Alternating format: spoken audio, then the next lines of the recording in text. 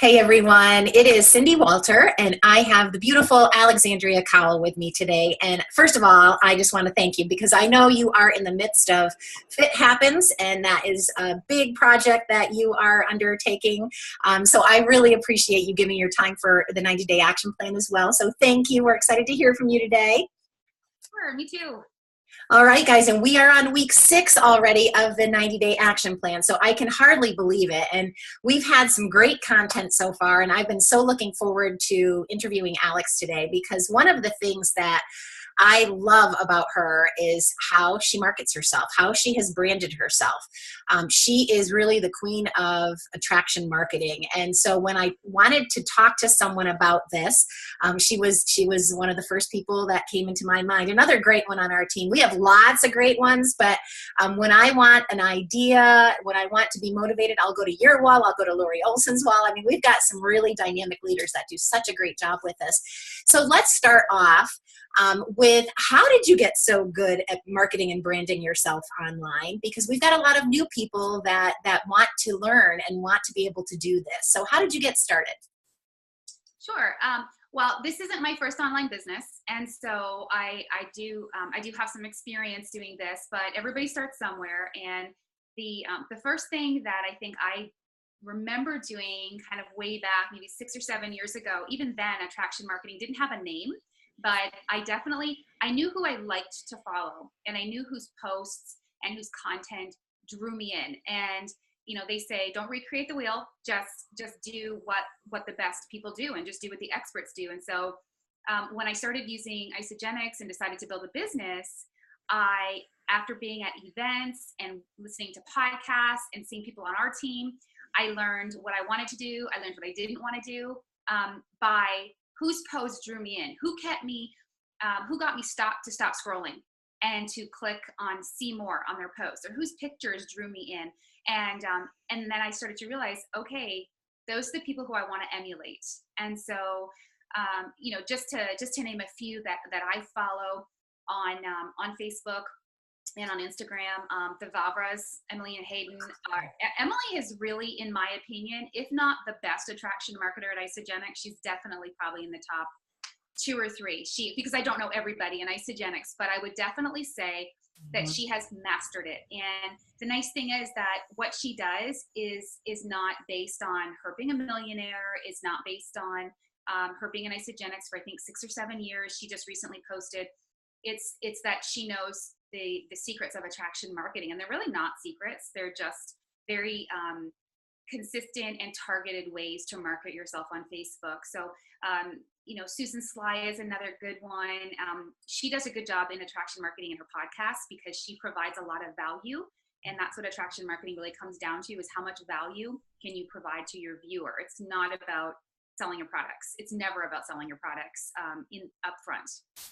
Right. Awesome. Okay. So that is one great piece of advice. I'm writing notes down here too. So I hope you guys got that. And I speak of this all the time.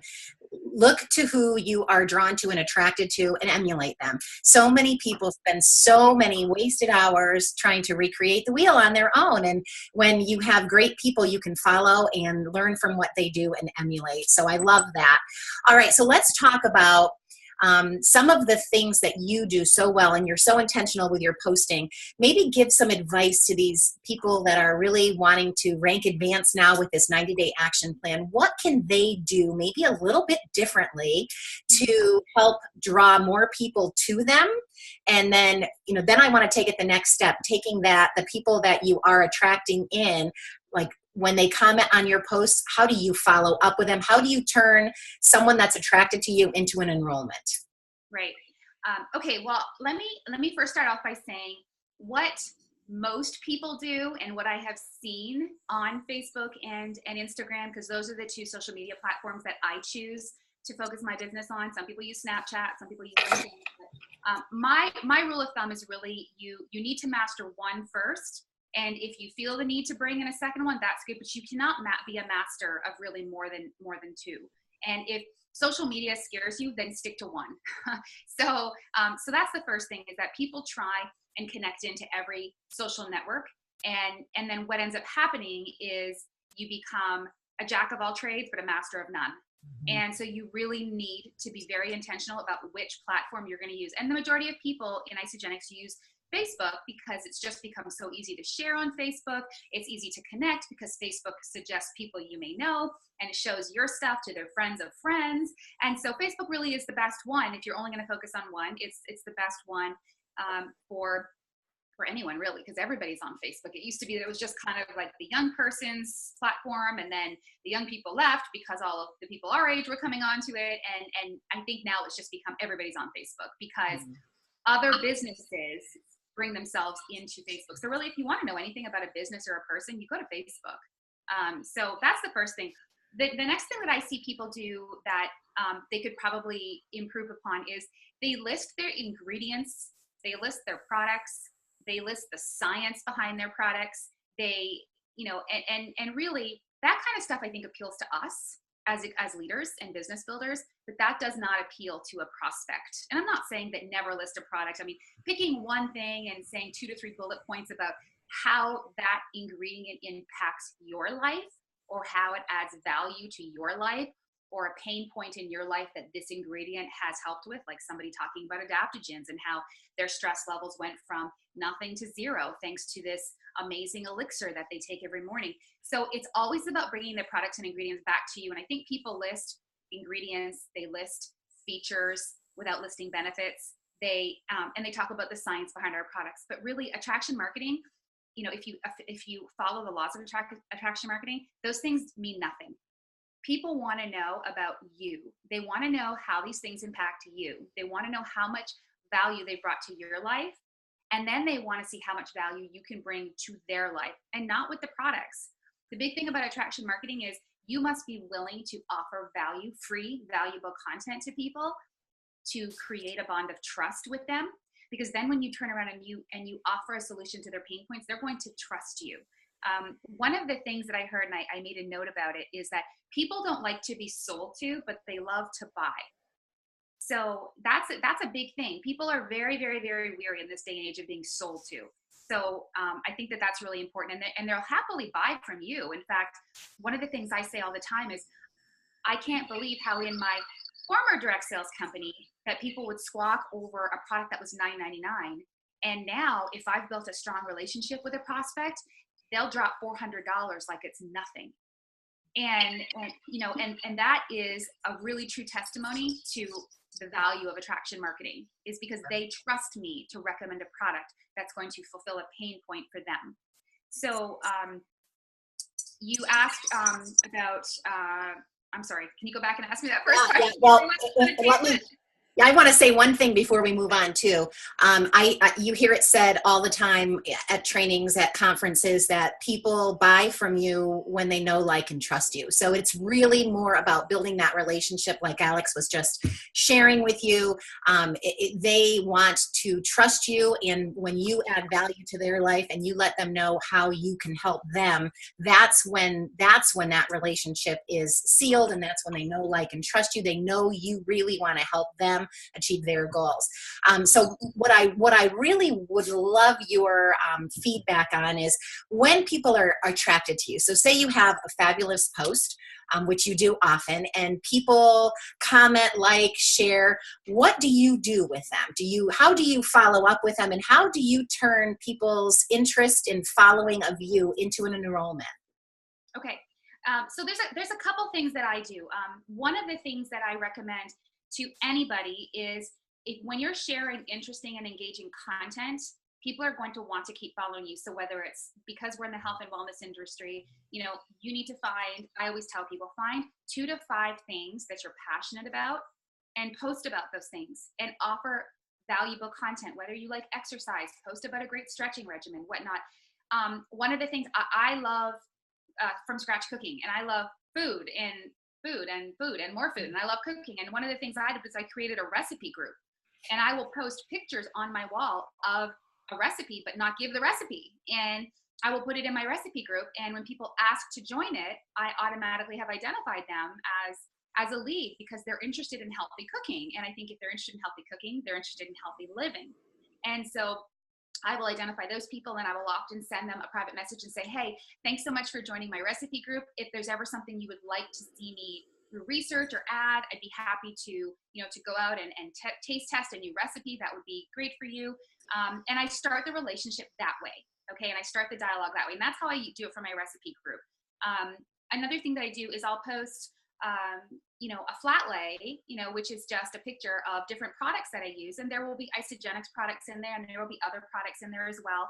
And I feel that that lends an air of authenticity. I'm not using that post to sell anybody anything. I'm saying, hey, this is what we do during cold and flu season. This is our natural medicine cabinet. And there will be greens in there, and there will be Isommune in there, and there will be Hydrate in there, and there will be vitamins in there. And so people just naturally say, oh, where do you get those greens? Or where do you get that zinc spray? And that right there is an opportunity for me to follow up. And I never say I'll PM you or I'll message you. I know some people do that. I'm not saying it's wrong. It doesn't feel good to me. It feels a little secretive at that point. So I usually I like their message, their comment, and I message them right away. And I say, hey, thanks for reaching out. I just, you must be, dealing with the onslaught of cold and flu season, or your kids bringing home germs from school or whatever. And I just get them talking a little bit about what about that post interested them the most, and get them talking about themselves. And the number one thing I tell my team when they get a prospect into a private message is to get them talking about themselves. Don't talk about isogenics right away. Don't offer a solution. You don't know what's wrong with them. Find out what their pain points are first. And sometimes that's going to take a day or two of messaging. Sometimes it's going to take a lot of back and forth, and you're going to be trying to message on the way to soccer practice or something. But I always find out their pain points first. And they'll say, oh, how much is this? Or I want to buy this product. I say, sure, I'd love to make a targeted recommendation to you. Can you tell me a little bit about what your health and wellness goals are? Can you tell me what's causing you pain right now?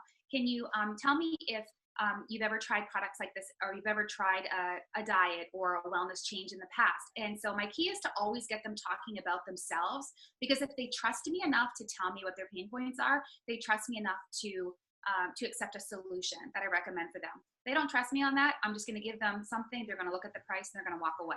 So it's my key thing in a private message is to always get them talking about themselves. Yeah, I preach that all the time. You have to ask questions and then zip it and listen to what they're saying so that you know how you can best help them. How can we possibly help them if we don't know?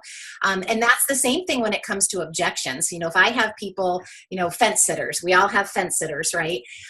I will just come right out and ask them what's holding them back, because I want to know what their objections are so that I can help them. How can you help them overcome an objection if you don't even know what it is? So asking questions is key in every single step of this. So Alex, as you are, marketing yourself and branding yourself, and you've got people that are attracted to you, do you believe it's really a numbers game, and that you have to have lots of these conversations and lots of these private messages going on and adding people to HHP, because the more people you're talking to, the more people you will be able to take to that next level? I think a lot of people just aren't talking to enough people. Yeah. So I think that's part of it. But I do think it's more than a numbers game. And I think we say that to kind of oversimplify it. And I know that you don't mean it in an oversimplified way. But there's a couple things. I was just talking to another leader this morning about this. I was actually talking to Lisa Maciel, because she's at my house right now. And I said, I know, and I was kind of reflecting on some of my performance. And I said, I know that 90 days ago, I wasn't pushing as hard as I needed to. And I'm seeing the results of that right now, because 90 days ago it was summer and I had 3 kids at home, and I can make all the excuses in the world because there are people that do it with more kids, with more against them. But those are my reasons, not my excuses, but my reasons. And so I think it's also the 90-day rule of, well, what did you do? And I say this to my team as well. What were you doing 90 days ago that, you're having frustration getting anyone to sign, or you can't get people to message you back? What did you do 90 days ago to set these people up? So I think, and that's kind of a numbers game, definitely. So, are you talking to 3 to 5 people a day? Were you doing that 90 days ago? So that's the first thing.